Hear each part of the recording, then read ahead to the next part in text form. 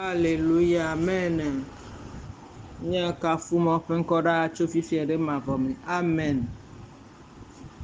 Maji haka fuo de dogan sione wonam tala maji ha eye maka fuo de dome nyonyo lata mebe maji ha eye madoraji de dosio ne wonam ta Yehowa unko ilulu agbe o pe mawi nenye wenye ha nye mawu egbia machodo kwinje anawo Izrema wenye ha anye mawu egbia machodo kwinye anawo yo Yehowa mawu nuwo katanya la kple wala ame si ƒe aɖaŋuɖeɖe me kpe woyɔ be Jehova Zebot eye eƒe nuwɔwɔ sɔgbɔ wo ame si ƒe ŋkuwo le te ɖe amegbetɔviwo ƒe mɔwo katã nu ne nawɔ na ame sia ame le eƒe mɔwo kple eƒe nuwɔnawo ƒe kutsetse nu nyateƒe mawu ye nenye nyaya le Jeremia ƒe agbalẽ tabla 32 tso kukui 19 me xɔnametɔ kple amenuvela nyateƒe wɔ aɖaŋuɖeɖe me kpe eye nu yiwo katã nye nu manyamanya alo nu makpɔmakpɔa woya enyawo katã yewo yɔ be nuwo katã nyala kple wɔla eyiyi kple azãgbewo katã ɖo la ŋkeke gba kple ezãwɔla Yehowa mawu akpe mele da akpe nɔ dɔla nyɔnu ya ƒe agbe ta Mawu ƒe dukɔ Mawu ƒe vi dɔla nyɔnuvia ƒe ɖaseɖiɖia eyi ke wòva nɔ edzi zi ɖeka míewɔ ŋtitsidɔ ɖe tutugbã eye wòxɔ ɖeɖe fiɔ bena nene ekpɔ be ezro na ema yi ke Mawu be gbɔgbɔ ɖe sɔ fiɛ bena le ŋtitsidɔ me bena eɖo eƒe amãdre ye nɔa kplɔe va da ɖe mama ɖe gbɔ nɔa kplɔe va da ɖe mama ɖe gbɔ vɔ abɔ eva kpɔ bena ke mi le ŋtitsidɔ ekpɔ bena woɖe aƒea me sɔ le fiɔ yi kpoa ekpɔ be ezro kpoa nyagã tsã zro kplɔ yi ɖo kpoa esi wòle ko woɖo fiɔ na ame na ɖewo nene kpoa bɔ yi ke wòxɔ ɖeɖe fiɔa me le Mawu ƒe ŋkume Mawu le to na bena wona aze dɔla nyɔnuvi ya ekpɔe ɖa wonɛ aze kpoa eyi ke megblɔ nya nɛ eya menyo sɔ ɖo ɖa nɔ kpoa enɔ va zu mía kristotɔwo ɖo ɖa mi ɖo ŋku wòdio ma ame ɖewo la ɖo ŋkui yewo zu mi ɖo ɖa nyuie ɖe eya menyo gbadzo trɔ sɔe ɖo ɖam vɔa nyemenya bena vɔ Mawu di be manyae etsã menyo gba trɔ sɔe ɖo ɖam ekpɔe ɖa etsã menyo wòdzo yi ke etsã me ne sɔ ɖo ɖa nɔa vɔa eyi ke ya menya ɖeke le me oa ame aɖewo ŋutɔ le wodzɔna ku aze ame aɖewo le wonana woe ekpɔ dɔla nyɔnuvi ya enya sɔ positionne ɖe teƒe ɖeka Yehowa Mawu tu ke eƒe vi ke kpɔ katutua nyisɔma ye wɔ ɖeɖefiɔ exɔ ɖeɖefiɔ bena ye yewova yi oho yewo le afi ɖe be yewo le asaŋu ɖe dzi si gbe be wole dza fiɔ nu yewo nene kɔa kplɔe be vi tsã sɔ yi mi la ɖo ku nyama ye evia dze eye ewɔ nuka bena ɖevia ewɔ nuka edze ade so ta dzi kaba yi afɔ gɔme ɖevia dze ade kaka ye le tutui nɛ ye le gblɔ nya na be le train aƒe kɔa ele xɔ ɖeɖefiɔ evia tsã kpɔ katutu ekpɔe ɖa eme va explique na bena ne ele ko ame aɖe nɔ anyi ɖe gbɔ kɔa edze ade so ta dzi kaka va yi afɔ gɔme ye be afɔ kekeŋ dze ade wɔ si sugbɔ kɔa anya be amea gbɔgbɔ ɖe le gbɔ gbɔgbɔ vɔ ɖe le gbɔ ema ekpɔe ɖa Mawu yi ke ne nyi nyateƒe ƒe Mawua ye tuna ka ye ɖena ga menyi dogo le me o dɔla nyɔnuvi ya ewɔ ze tɔ̃ ye wòle xɔ ɖeɖefiɔ ma ekpɔe ɖa eyi ke wògba xɔ fifia ŋutɔ se ɖa Mawu ɖu dzi nɛ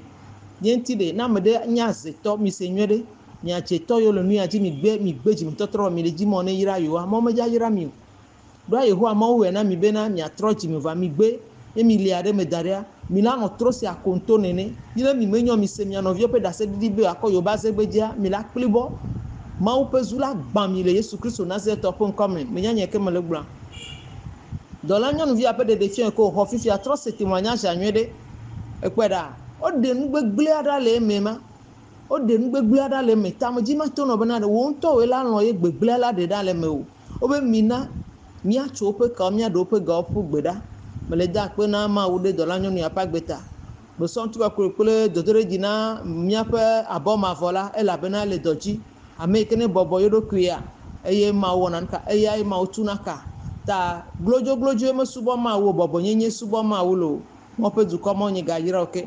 me do gbe ɖe ta bena Mawu ƒe amenuveve ena do agbogbo ɖe dzi o bena na se ɖokuiwo gɔme ena nye be Mawu le kɔkɔe ne nugbegble ɖe le me wana ɖe asi le ŋuti na kpe Mawu bena ne va de ga ne va tuka ye ne mɔ na de ga no atuka o le Yesu Kristo Nazareth ƒe ŋkɔme Yehowa Mawu ƒe aɖaŋuɖeɖe me ekpe eya ye wòatia ƒo ɖoliƒo ne be tsotso la ƒu keke wadzi eye wɔ to kple togbewo wɔ nuwo katã Mawu aɖeke meli o eye ɖeka ƒe ko nye nuwo katã nyala kple wɔla eye ne bɔbɔ ɖokuiwo nea atukɔ aɖe ga o sia dɔ la nyɔnu Mawu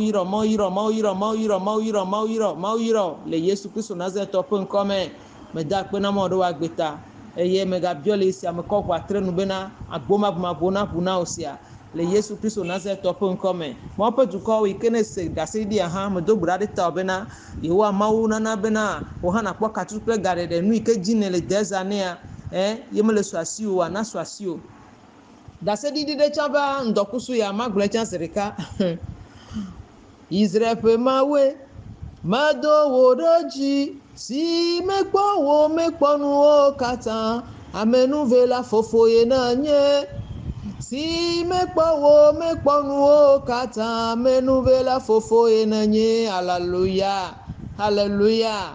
mianɔvi aɖe le dudidi aɖe me eye wabe aƒetɔ yi ke gbɔ wɔna dɔ lea ewɔna dɔ yina dɔ me le afi aɖe womewɔ kɔntra nɛ o ŋdɔkusu ya ƒe nya me le to nɔ lo ta eye womewɔ kɔntra nɛ etsã le dzi be ne wɔ kɔntra na ye womewɔ kɔntra nɛ fia aƒetɔ yi ke gbɔ lea megawɔ kɔntra nɛ lo aƒetɔ gãtɔ wɔ kɔntra nɛ vɔ megblɔe na aƒetɔ avi tukui o kwa ɔsi aƒetɔ avi tukui va gblɔ be o be ewɔ abe magbedza wɔ dɔ nene be ne wɔ dɔ azã ɖe kpoa bena la dzo yɔ la ɖe asi le ŋuti ebe be wɔ kɔntra na ye wɔ kɔntra indéterminé ne kaka ya ye sɔ réponse aɖo ɖa vɔe ko aƒetɔ via ale gblɔ be o bena pas question bena nyawa ma dze dzi o ye ko gblɔ nya ɖo ɖam bena tata fidèle agbetsi vudo ƒe Mawu be nene be ŋgba vɔn bena ne ŋkpɔe ɖo wa avunyagã la ɖo dɔn be Mawu Yehowa mu ŋlɔ ne gba tutu ne o ke ŋlɔ kpoa ŋlɔ ye mi le zãzãzã kpoa bena tata nyawoe lo agbetsi vudo ƒe Mawu la amlima ebe nenema dzi ba nɔe ma be nene dzi ba nɔe Mawu tu tampon dzi vɔ ame ɖekpe ma tutui o le Yesu Kristo Nazareth ƒe ŋkɔ nene subɔna Mawu ma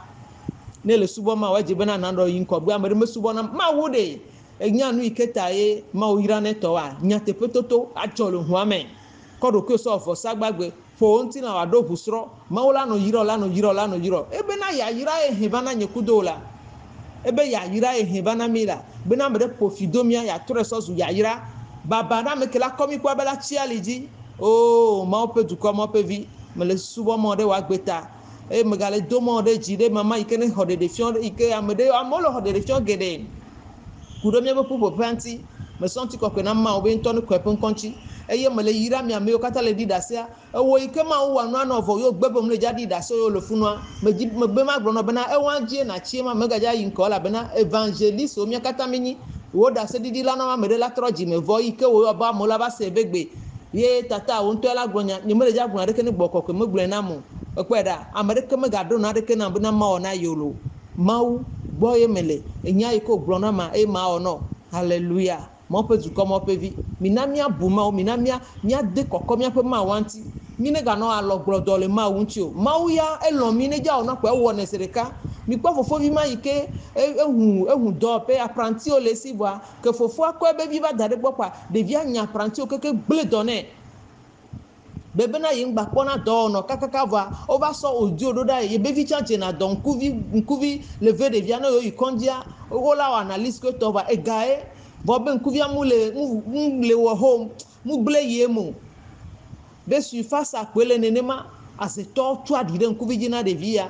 vɔa eyi ke Mawu ɖe gbea obe ɖe gbe ŋke la ɖe gbe fiama vola degbe nkela degbe be miape chi bebe da zu chi bibi ayo degbe nkela degbe fiama vola degbe nkela degbe be miape chi bebe na zu chi bibi ayo dola ntua ebe na kosira de kakwe ya oko odu ya rodai ye lese odu ya kaka ajo so alon don kwa ekudren edren ko ku ajo devine ma ebe na ekpo be me va igbo ike me va igbo mise ye ntobe témoignage eko ekpo be na ye be viacha me va le bie be nkelo de via be nkuvile ko be nkuviam do la ona le ko re kwa ekpo be na mle amide da sim kwa me so sire nkujina de via so okura de nkuvijina de via kwa hare ka kwa ekpo be na de via be nkua etro nyatepe ike e fon la no meserika ye yo isran bia be na de via de le ke be la me ale do ma ebe obe nkuvia ngbale fondation do devia ngbate tona le ndokusu jichon ebe nkuvia ngbale ve ko be devia ngbale fanvile se vevo ma u yodoe yehowa ma u be na de yi mamle ya me de ye nto le de ye to over dare ye pape ya me be na ya jira do so na kokojo o le jira mi do hallelujah o le jira mi do so na kokojo mo pe du ko mo pe vi fi awo le mi ajira mdo fi awo chwepe nya nyi mi alubon wo mi adi ya me ne Yesu Kristo ma wuvi lava miadi ya me hallelujah miadi ya me ne Yesu Kristo ma wuvi lava miadi ya me hallelujah fifia wole miajramdo fifia wocho penya nyimi alubon wo miadi ya me ne Yesu Kristo ma wuvi lava miadi ya me hallelujah ma wo penya oko le nyimi ape lubo ekweda enya me no le nya tepepe gbogbo me e ya na be na latros gbogbo me pa me e ye nu si anu ke futo gble na wa mawula hin dododo ba wa gbe me to nya me no ame ike le nya me ame ke le nya me da sia ejesi ma wuema ma wo pe duko ma pe vi mo nyi ga hira oke me dogbe dada gbechi vudo pe vi o kata pa gbeta ne na de be atobo vona mi ko ngo be na brin kata kutu be vi onyi agbechi vudo pe vi onyi enu antola sida zere kala bena egbe ya dugbo katanji nko ya po nko kakata le Yesu Kristo Nazareth to nko me mo pe duko mo nyi ga yira mike me gale da pe na mo de mi ame kata le di da si apa gbeta bubu plenty ko me chona ji fopra yin gbon la de mi apa gbeta me na nyo la me sen agbedidi kunu to apa accident ne to apa me gale da pe na ma o gale do mo de jide da se di ha gava agbechivu do pe viade ye ntobo pometo ogbrobe nanka odu ede nchibo yakọ ya soto eme ye be wasidan iko wasidan obe amede wasidan le tepe ma pepepe ame akuzereka voa ya be wasidan na de kemo we lo ma wo chon ne wo nto pometo o tutu o chama jibe ma gbro no be na agbechivu do ya eye nyinu se kata to ikeno ponuso katata ya ta magale da pe na ma o de dolanto ha pa gbeta magale so bubu pe do de jina ma o de pa gbeta ma o pe duko ma o pe vi ma o yira mesia me maji ona ji made ona de me dogbera be na me o katan lele dono ho katuple gadede nti fafa e me chona mi le Yesu Kristo Nazareth to pon kom to ma di fola me owo achetore kese na nya ko na segbeji alo asitia enya enyi tampon ya le mi anti wo be na baba na mi amovlo de kelasa gbechi vudo pe video pe da sedidi la ko ya fide baba na mi mawu ngule yehowa mawu to le faji na viao enya te pe de kaje nu suvia eke evia pe nkuvia e ho katutu ple gade de ike to pom e po be na e kudren yo poma e ha ebe so